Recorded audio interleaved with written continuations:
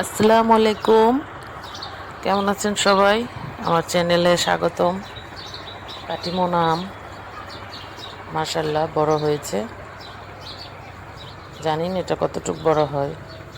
খুব ছোট চিকন একটা গাছ, চারা গাছ। তা আমসহ কিনিনি, যাতে বইল আসার পরে একটু যত্ন করলাম। অনেকগুলো বইল পড়ে গেছে, দুইটা আমি রয়ে গেছে। ফুলকপি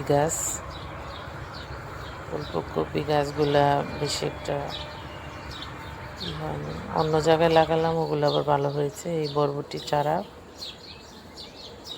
বরবটি এবার অনেকগুলো খেয়েছি, এখন আবার নতুন চারা গজিয়েছে। এই ঢেঁড়স গাছের চারা, মুখী কচুর চারা উঠেছে। শীতকালে এগুলো তেমন একটা দমায় না। সবাই ভালো থাকবে।